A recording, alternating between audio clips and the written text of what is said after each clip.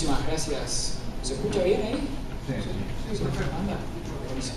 Muchísimas gracias a Fede Fernández y a la Fundación Bases. Obviamente siempre organizan estos congresos monstruosos con mucha dedicación, y cada año es el tercero que vengo y cada vez son más grandes. Me sorprendo. Me gusta también que haya tanta gente que estudie la biología con nosotros. Bueno, voy a estar hablando de la revolución industrial. Bueno, si tuviésemos que definir la idea central de la revolución industrial, este fue un proceso más que la producción en masa de la mayor cantidad de bienes posibles para poder abastecer a un mercado que hasta ese momento estaba aparentemente fuera de sí mismo. Fue en realidad el comienzo del mundo tal y como lo conocemos hoy. El formidable avance de la humanidad se ha dado desde aquel momento hasta el presente, es indisolublemente ligado a una revolución de tecnología, el emprendedurismo, la propiedad privada y el respeto de los contratos. Sí, pues todo eso y más pasó este transcurrir de la civilización del camino de la casi absoluta pobreza a la satisfacción más básica de los requerimientos de la vida. En este sentido, la llamada clase trabajadora, nuevo concepto que se incorpora en aquel momento, logró un progreso económico que le permitió no solo sobrevivir y no morir de hambre, sino que además le permitió comenzar a consumir los productos que ellos mismos producían. Es en este punto muy provocador en el contexto en el que estamos tratando. Se pasaba del viejo concepto de virtual conservación humana, de penuria continua, a tener un horizonte de vida, a la supervivencia de las familias, en especial de los grupos que siempre habían poblado las numerosas capas de población destinadas a morir con lo mismo poco que habían nacido.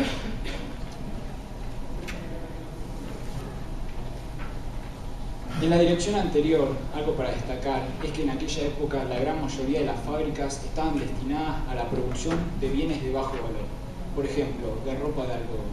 Así, mientras la aristocracia y las clases acomodadas mandaban hacerse su ropa a medida, muchas veces de tela, de lino, de seda, la nueva clase surgente compraba la ropa producida a grandes escalas de telas de menor costo.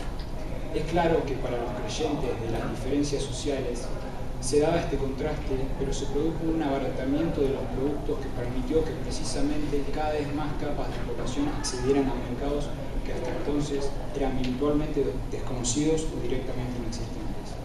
Y así como diría Adam Smith, no fue por el comportamiento altruista de los dueños de las fábricas que destinaran recursos y capital a producir este tipo de bienes, sino porque veían un mercado totalmente sin atender y a la espera de ofertas y de rentabilidades. Está, por supuesto, la extendida visión que puede resumirse en las siguientes dos preguntas fundamentales. ¿En favor de quiénes eran explotados estos pobres trabajadores y para quién producían a grandes escalas?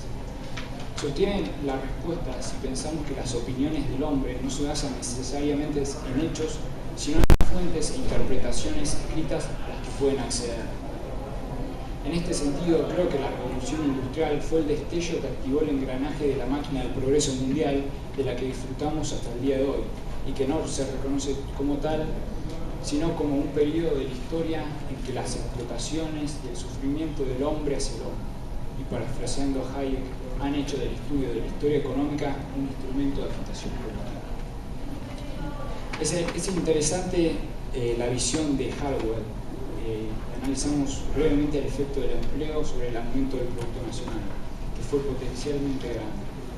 Por un lado, como muchas de las nuevas máquinas exigían menos trabajo por unidad de producto, se dio un efecto que idealmente daba una consiguiente sustitución de trabajo, de tal manera que pudo haberse dado de tal amplitud que impidiera el aumento de los salarios reales.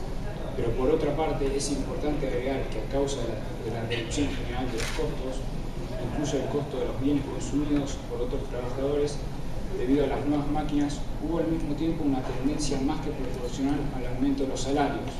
En conclusión, contra la visión clásica del proceso se dio un claro efecto positivo en el estándar de vida de la población que vale la pena señalarlo nuevamente, estaba poco menos condenada irremediablemente a la pobreza de término. Claro está que jamás hubiese sucedido si no hubiera sido gracias al marco institucional propiciado por el Rule of Law inglés, que permitió que las personas comenzaran algo más que sobrevivir, concretamente a no morir. Siguiendo nuevamente con hardware, la sustitución de trabajadores por máquinas no tuvo como consecuencia un descenso en los salarios reales medios. La existencia de grupos de asalariados cuyos salarios reales eran estables o no disminuían, por ejemplo, los grupos industriales, como los tejedores a mano, o los grupos nacionales, como los irlandeses, condujo una marcha a la baja de las tasas medias, enmascarando así las ganancias de los sectores en desarrollo de la economía. Entonces, en cierta medida, la sustitución de trabajo humano por máquinas fue teórica. Las nuevas máquinas requerían menos trabajo por unidad de producto que las viejas instalaciones que producían los mismos bienes.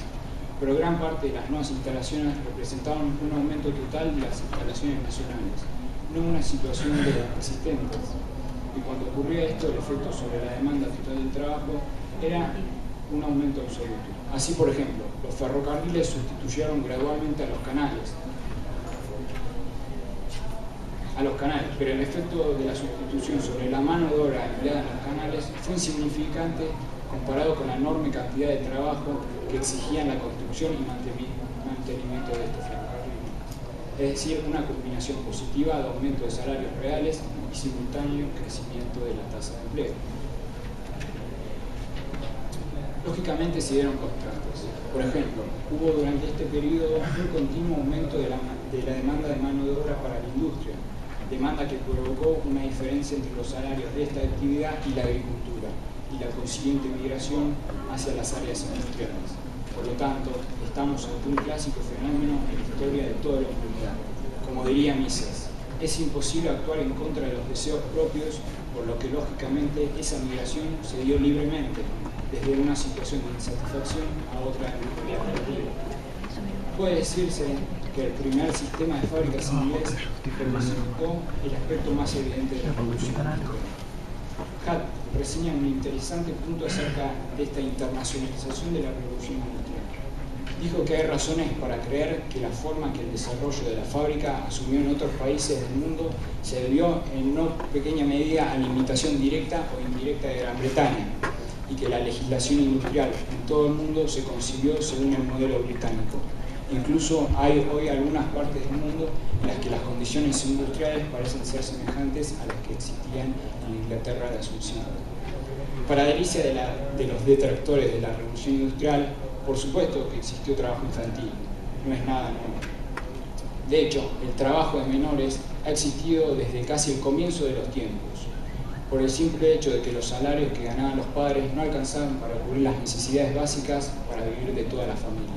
No fue que esto cambió en aquella época, sino hasta la edad moderna actual, en que las tasas de capitalización hicieron que los salarios en términos reales alcancen un nivel en el que los padres mantienen a sus hijos con los ingresos sin la necesidad que ellos trabajen.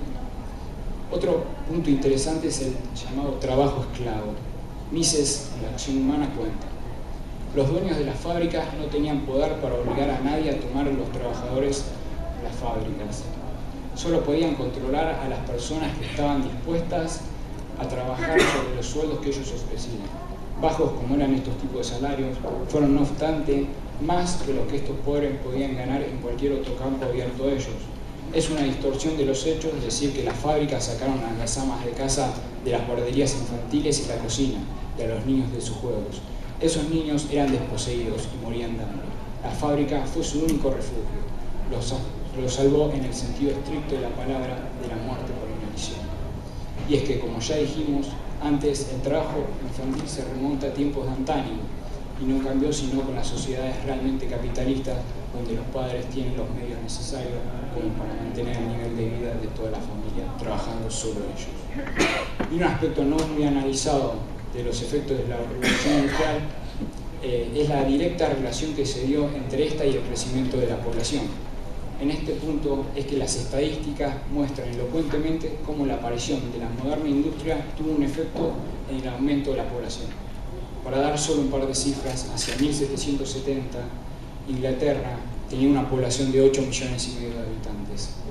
Y en 1831, apenas 61 años después, ya había casi duplicado la población, llegando a los 16 millones de habitantes.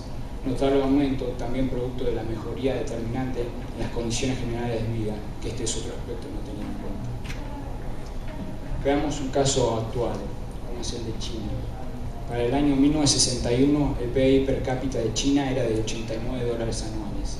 Para el año 2014 fue de $7.600. ¿Cómo es posible que en solo 50 años China haya aumentado de tal manera su PBI? La receta no fue otra que aplicar las reformas capitalistas en el país, pasando de ser un país mayormente agricultor a uno industrializado en corto plazo. El líder del Partido Comunista, Deng Xiaoping, tomó en cuenta de una vez por todas que el modelo maoísta los conducía irremediablemente al fracaso y que debía tomar cartas en el asunto. Podemos decir que fue una revolución industrial con todos sus condimentos, que se dio más de un siglo y medio después que en Inglaterra. Claro que no todo fue color de rosa en el último medio siglo en China, ya que si bien se dio una liberalización de la economía, estuvo muy seguida de cerca por la burocracia y las regulaciones estatales, y además está decir que las libertades de sus habitantes siguen totalmente controladas y reprimidas por el Partido Único. Además, aún así, la transformación de China fue la más grande revolución económica que se conozca. Jamás una población tan grande sintió un avance material y económico tan agudo en tan corto plazo. Volvamos a Inglaterra. Bien señala Mises que en esa época la realidad del nivel de vida era más que bajo. Por ejemplo, los jóvenes, en su mayoría, tenían como futuro el de ser pordioseros, vagabundos, estafadores o ladrones. Otros sumarse al ejército, donde si sobrevivían a las enfermedades tropicales, la sífilis o la difícil disciplina militar, les esperaba una vida totalmente oscura y detestable. Esta era la cara de la realidad de la época pre-revolución industrial, que muchos historiadores o economistas soslayan. Por lo tanto, la revolución industrial se dio en verdad casi de milagro. Debió sortear más de un obstáculo dados por los prejuicios populares, las antiguas costumbres establecidas, las normas, las reglamentaciones legales, la morosidad de las autoridades, en contra de los grupos privilegiados y la envidia de los gremios. Casi nada. En este contexto, las pocas fábricas que había, ya dijimos antes, eran precarias. Si tenían ganancias, a veces grandes, en muchas ocasiones eran pulverizadas por pérdidas también notables. Por lo tanto, no existía acumulación del capital que permitiese la producción a gran escala. Si esto es así, ¿cómo se explica entonces la aparición de la revolución industrial? Mises lo resume en 2 puntos fundamentales. El primero fue que las enseñanzas de la nueva filosofía social propugnada por los economistas destruyeron el prestigio del mercantilismo, el paternalismo y las restricciones. Y por otro, fue que refutaron la errónea creencia, aún sobreviviente hasta hoy, de que los dispositivos y procesos para ahorrar mano de obra que producían desocupación y conducían al pueblo a la pobreza extrema y a la decadencia. Volvemos a señalar entonces que los economistas del laissez-faire fueron los precursores de las realizaciones tecnológicas sin precedentes de los últimos 2 siglos. Es claro que esta verdadera revolución tuvo más de un aspecto que benefició a las autoridades, los liberó de tener que ocuparse de los pobres y redujo sustancialmente la cantidad de presos en las cárceles. Mises dice que convirtieron a pordioseros hambrientos en hombres que se ganaban el pan por sí solos. Obviamente que en una primera etapa los salarios y el nivel de vida de los nuevos trabajadores fueron menores a los de las clases altas o por supuesto a los asalariados de hoy en día, pero es que nuevamente no debe hacerse la comparación de esa manera, sino en contra de la vida que se esperaba si no hubiese producido ese cambio que implicó la revolución industrial. Literalmente el trabajo fue la salvación para esas multitudes. Mises lo resume brillantemente. Esta gente no se volcaba a los talleres por ningún otro motivo que no fuera sino la aparente necesidad de mejorar su nivel de vida. Otro hecho sobresaliente de la revolución industrial fue que inauguró una era de producción en masa para la demanda de las masas, casi un eslogan político de hoy en día. Los asalariados ya no trabajaban solamente para el bienestar de otros, ellos mismos eran los principales consumidores de los productos que se vendían en las fábricas. El gran comercio depende del consumo de las masas. En un principio del empresario capitalista es satisfacer al hombre común. Ya sabemos que la capacidad del consumidor, del hombre común, soberano cuyas compras y cuyas negativas a comprar deciden la suerte de las actividades comerciales. La revolución industrial fue más que un importante comienzo volvemos a reforzarlo, un mundo de libertad económica, tal con sus defectos y falencias lo conocemos hoy en la sociedad occidental. Mises es fulminante en este punto. Enceguecidos por los prejuicios, muchos historiadores y escritores han dejado totalmente de reconocer el hecho fundamental.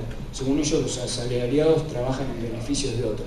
Jamás se preguntan quiénes son los otros. Por lo tanto, es fundamental que hagamos hincapié